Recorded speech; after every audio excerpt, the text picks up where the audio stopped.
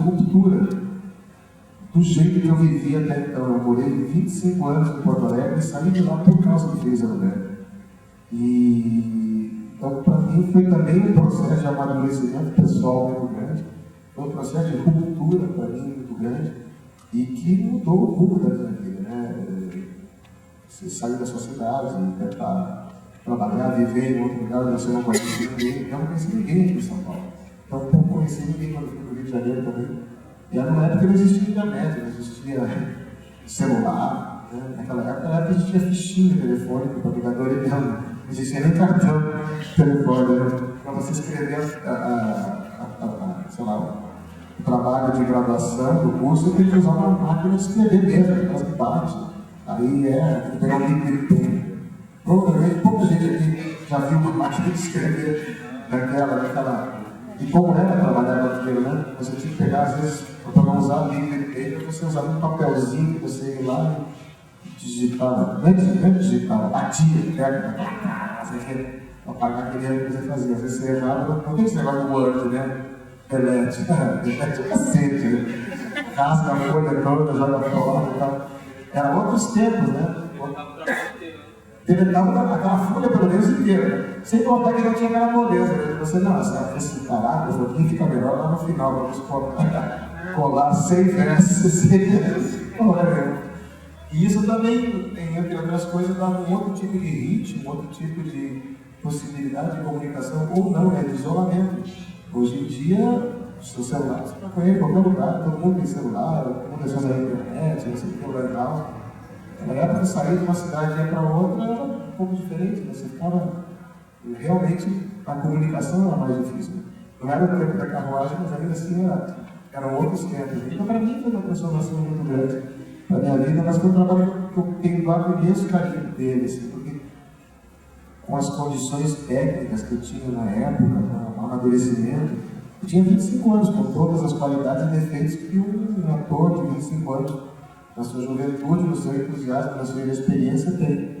Então, Filhos da Velha, hoje, quando eu vejo ele, eu vi de novo o Filhos da Velha coisa de um mês atrás, por coincidência, ver o filme, eu olho assim, gosto de assistir. Eu olho para o meu trabalho e vejo 1 milhão de pequenos detalhes que eu talvez fizesse melhor ou diferente hoje em dia. Mas hoje em dia, não sou aquela pessoa mais. Eu sou outra pessoa que tem outras qualidades, mas também tem outras limitações. Tem coisas daquele personagem que eu não seria mais capaz de fazer também, porque eu não tenho aquele olhar, né?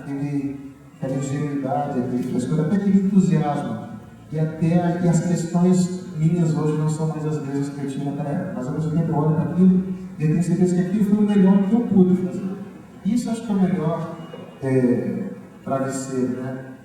Para qualquer um fazer o seu trabalho. Vocês vão assistir esse trabalho que vocês fizerem, esses 3 curtas-metragens, daqui a 5, 6, 7, 10 anos. Alguns aqui vão virar cineastas, atores, produtores, continuistas, enfim, cinema tem muitas funções e várias delas são muito fascinantes. Daqui a uns 10 anos vocês vão olhar para esse material que vocês acabaram de produzir e vocês vão encontrar muitos defeitos, com certeza.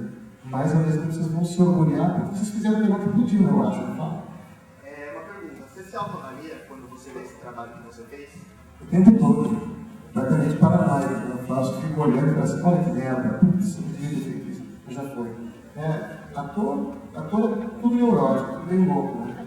Fico o tempo inteiro olhando para aquilo que fez, assim, puta que merda, que horror, tudo isso aqui. O tempo inteiro ali se auto-criticando. E isso até é ruim, né? Porque está filmando, porque você fica. Me lembro que o diretor não queria que a gente visse os copiões, né? Do filme. Para você não ficar se criticando e mudar a sua interpretação de um rolo para o outro, né? Deixar de uma coisa do Paraná, que se olhar vai mudar e tal. Claro, é bem assim. Mas existe sim. Eu ficava me avaliando o tempo inteiro e achando que estava tudo ruim. E o que por outro lado também é bom, você ficar o tempo inteiro sem folgar na tela. Né? Não. Sempre ali, indo para fazer cada cena como se fosse a última. Tem que se bobear é mesmo. Né?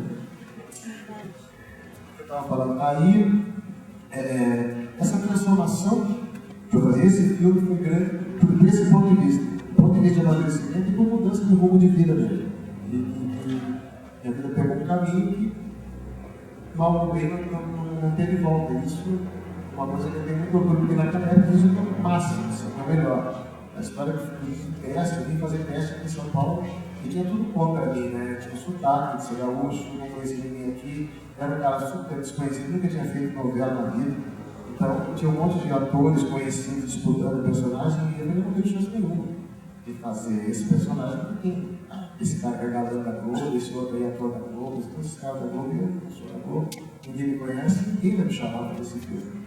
Por sorte, o diretor, ele não estava interessado se era ator da Globo ou não era da Globo, estava interessado que tivesse um ator que fosse a cara daquele personagem segundo dele acreditava.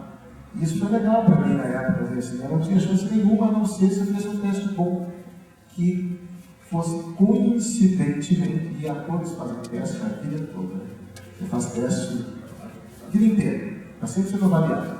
Quando é você, você é o primeiro a saber. Quando não é você, ninguém nem te liga para dizer, olha, você não vai fazer. Se chama para fazer o teste, vai fazer o teste. Uma semana se passou, ninguém te ligou para falar, ok, me fudi, não vou fazer. Porque ninguém nem liga para dizer que não é você. Quando é você, pode ficar certo que o telefone toca. Quando não é, nem ligue, porque eles não estão nem aí para você. Então, esse tipo de coisa é meio inquietante, mas tem isso aqui também.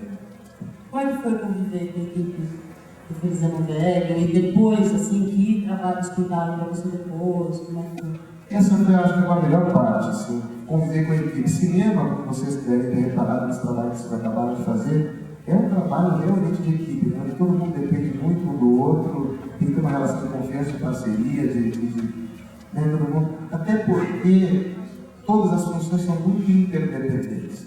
Do ponto de vista do ator, de onde eu estava, o que eu observava, é de todas as possibilidades do trabalho do ator aquela em que tem menos controle do resultado final.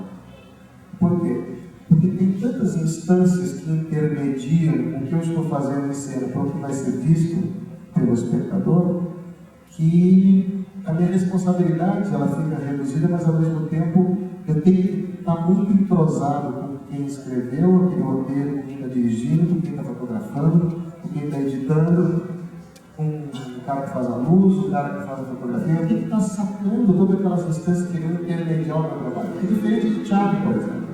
Teatro para o ator é isso aqui, né? Ele sobe aqui no palco e pode ter o diretor, pode ter o que for. A hora que deu o terceiro sinal e começa a peça, é você que resolve. Não tem uma câmera para enquadrar você, é você que se coloca do jeito correto ou não. Não tem algo para expandir, ou diminuir, ou chamar atenção para um close, para um plano detalhe, para um gesto. É você que emite o signo, né? Signo no sentido de sinal, de uma relação, né? Significado, significante, semiologia e tal. No palco, tudo que você emite ou não é signo. E é o ator que tem o controle, deveria ter o controle de tudo que ele emite no palco. Não tem uma instância de interligação. Não tem microfone para projetar a tua voz. Ou você projeta ou você não projeta. No cinema tem ali a câmera, tem um microfonezinho ali, uma tela, não sei o quê. Tem a luz para colocar para você, tem um drag, tem um carrinho para favorecer você e tal. Teatro não tem essa. Ou você expande sua energia para se adaptar ao palco, para se adaptar à plateia, naquela condição permanentemente mutável que é o palco. Ou você está ferrado. Televisão é nem caminho disso, né? Televisão não é nem tão microscópica a interpretação do que no cinema. O cinema é uma tela imensa, né? Então, uma mexida de sobrancelha, às vezes, quando você está no close, uma sobrancelha tem 1 metro, 2 metros de tamanho. Na televisão, um pouco menos, né? Porque a tela é menor, é outro tipo de enquadramento, você sabe disso. E em teatro não tem nenhum. Às vezes, você tem que ter a noção do tamanho da capacidade de expansão de energia que você tem que ter para poder se adaptar àquele meio onde você está trabalhando. Cinema é microscópico, teatro é muito grande, e televisão é meio caminho entre uma coisa e outra. Isso do ator, isso do ponto de vista do ator.